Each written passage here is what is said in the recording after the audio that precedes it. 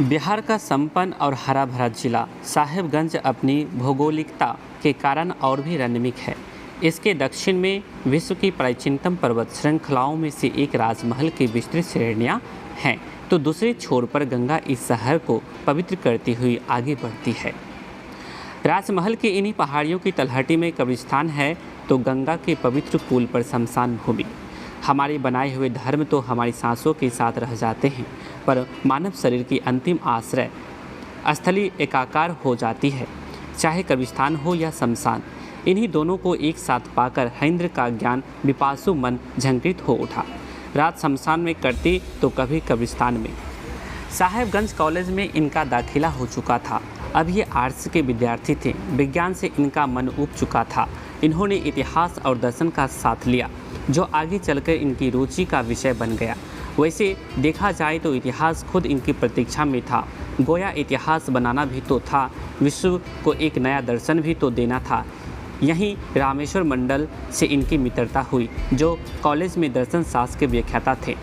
धीरे धीरे class teacher से शमशान साधना के सहयात्री और तंत्र मंत्र के सहमार्गी होते गए प्रोफेसर मंडल। दोनों बात करते करते गंगा के किनारे शमशान की ओर बढ़ रहे थे। गंगा की शांत पवित्र धारा की ओर इशारा करते हुए हैंद्र ने कहा, सर, इंसान की ज़िंदगी भी तो धारा की तरह ही है, जो उत्कर्ष और अपकर्ष को प्राप्त करती हुई सदैव अविरल बहते हुए एक दिन विराट समुद्र में मिल जाती है। गंगा की शाश्वत पवित्रता के कारण ही सृष्टिकर्ता शिव ने इसे अपनी जटाओं में रखा है। तेज कदमों से दोनों नदी के साथ आगे बढ़ रहे थे। सहसा एक सांप विपरीत दिशा से तीर की तरह सामने आता दिखाई पड़ा, जिसे देखकर प्रोफेसर मंडल ने कहा, लगता है यह हमारी तरफ ही आ रहा है। उनकी बात खत्म भी नहीं हुई थी कि हैंद्र बोल पड़े, घबराइए नहीं, मैं अभी इसका रास्ता बदलता हूँ। इनका आत्मविश्वास देकर वे मन ही मन आश्वस्त हुए। इन्होंने चुटकी बजाई और देखते ही देखते सांप नदी की धारा की विपरीत दिशा की ओर मुड़ गया, मानो हैंद्र एक सपेरा हो, जिनके संकेत मात्र से उसने अपना मार्ग बदल लिया। दोनों हंसने लगे। शमशान का रास्ता तय किया जा चुका था, बस लक्ष्य साधना शेष था। तांत्रिक कार्यकलाप शुरू करने के दौरान बातचीत का संदर्भ उनके साहिबगंज के शुरुआती दिनों की ओर चल गया। स्वभावगत विशेषताओं के साथ नेतृत्व की अपूर्व क्षमता के कारण छात्रों के बीच अपनी विशिष्ट पहचान बनाने में सफल हो गए। अचानक मंडल सर ने पूछा, यहाँ आने से पूर्व आपने कौन कौन सी सिद्धियाँ सीखी हैं? हैंद्र ने हंसते हुए बात टाल दी और पूछा, आपने हड़ताल के दिन भी मुझसे यही सवाल किया था और आज भी। क्या जानना चाहते हैं आप? रामेश्वर मंडल ने कहा, प्रिंसिपल साहब ने जब मुझे हड़ताल तुड़वाने के लिए भेजा, तब मैंने सोचा कि अपनी मानसिक शक्ति से आपको रोक दूं, लेकिन असफल रहा। तभी मुझसे आभास हो गया था कि ये जो दिख रहा है वह है नहीं, और देखिए, मैं जो देखना चाह रहा था वह अब मेरे सामने है। इतना अवश्य समझ गया कि आप विशिष्ट शक्तियाँ धारित करते हैं। मैं बस समय का इंतजार कर रहा था ताकि मित्रता का प्रस्ताव रख सकूं। आप देखिए, हमारी संबंध कितने प्रगाढ़ हो गए हैं। ठहाकों की गूंज से पूरा वातावरण झंकृत हो उठा। आसमान साफ नहीं हुआ था, लेकिन भोर का सूरज सामने था। दोनों घर लौट आए। आज साल का महत्वपूर्ण पर्व है दीपावली। दीपों की अबली के साथ खुशियों की माला लिए यह त्यौहार आज भी उतना ही प्रशंसक है जितना कल था। पौराणिक गाथाओं से भरा है इतिहास, लेकिन अंधकार को दूर कर प्रकाशमान करने की इसकी महत्ता सभी वर्गों में आज भी व्याप्त है। दीपावली की तैयारी कई दिन पहले से शुरू हो जाती है, जिसमें नई चीज़ों की खरीदारी, घर की साफ सफाई, रंगाई और पुताई शामिल है। जैसे जैसे दीपावली नज़दीक आती है, वक्त अपने आप को संवारता है। हैंद्रानंद के लिए यह विशेष था। प्रकृति ने इस दिवस को संजो कर रखा, जो था उनके जन्मदिन के लिए। 17-18 साल पहले कार्तिक कृष्ण पक्ष चतुर्दशी के दिन परमात्मा ने हमें ऐसा दीपक दिया, जिसने आने वाले समय में मानव सृष्टि को अंधकार से खींचकर प्रकाश पुंज की ओर धकेला। देखिए, रोशनी का यह त्यौहार आज हमारे मन को प्रकाशित किए हुए है। सूरज आकाश के माथे पर चमक रहा था। माँ की आवाज़ आई, आज जन्मदिन है, इस खास मौके पर माँ इन्हें मंदिर ले जाना नहीं भूलती। अनुष्ठानिक लोकाचरण के नियमों को तो हिंद बचपन से नहीं मानते थे। इसके लिए माँ अगर झुंझलाती या डपटती तो थोड़ा ना नुकुर करने के बाद और बाबूजी के दबाव के कारण भी तैयार हो जाते। माँ के साथ काली मंदिर गए।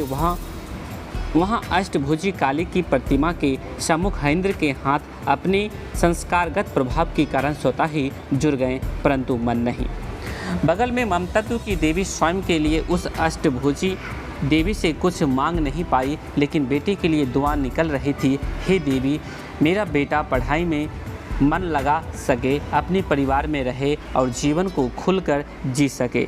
इसी बीच बरकों ने मंदिर की घंटी बजा दी। टन टन टन की आवाज़ से माँ का ध्यान भंग हुआ। तब तक रामेश्वर मंडल भी फूलों का गुलदस्ता लिए जन्मदिन की बधाई देने घर पहुँच चुके थे। आप तो फोटोग्राफी के शौकीन हैं, चलिए आज शिव गादी की गुफा घुमाए, वहाँ आपके शौक को भी मंजिल मिलेगी। प्रोफेसर साहब ने कहा। मनुष्य मननशील प्राणी है, उसका मस्तिष्क अन्य प्राणियों की अपेक्षा अधिक उत्कृष्ट है। चिंतनशीलता उसकी सबसे बड़ी शक्ति है।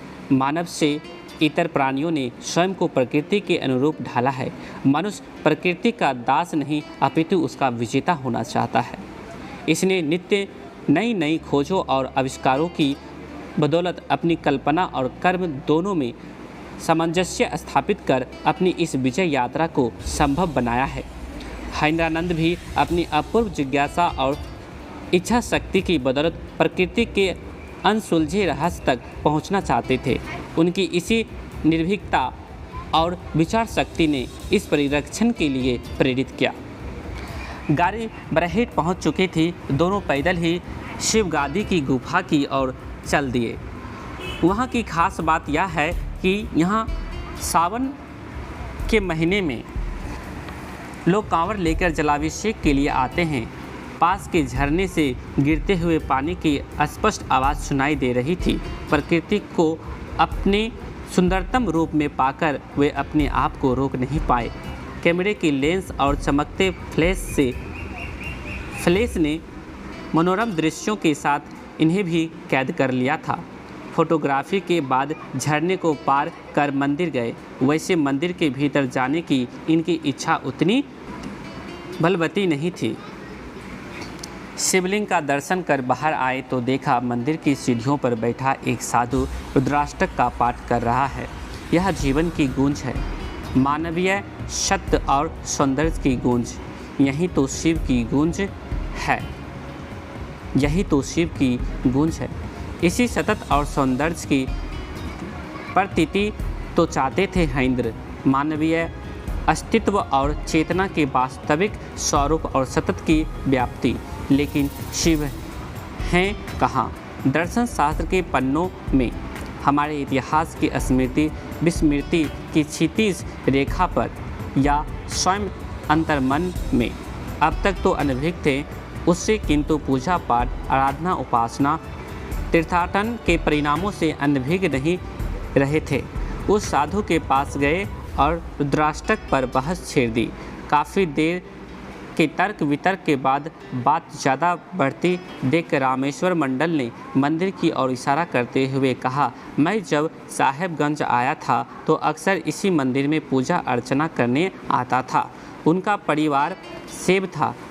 उनके यहाँ न केवल शिव उपासना होती थी बल्कि शिव दर्शन के चिंतन की एक बद्धमूल परंपरा भी थी। इसी प्रेरणा से उन्होंने दर्शन शास्त्र को अपने अध्ययन का विषय भी चुना था। दिन ढल रहा था। शाम की धूसर परछाइयाँ जंगल के पेड़ों और पत्तों पर थक कर विश्राम करने लगी। पंछी कलरव करते अपने घोंसलों की ओर लौट रहे थे। अंधेरा होने के पूर्व दोनों शहर लौट आए।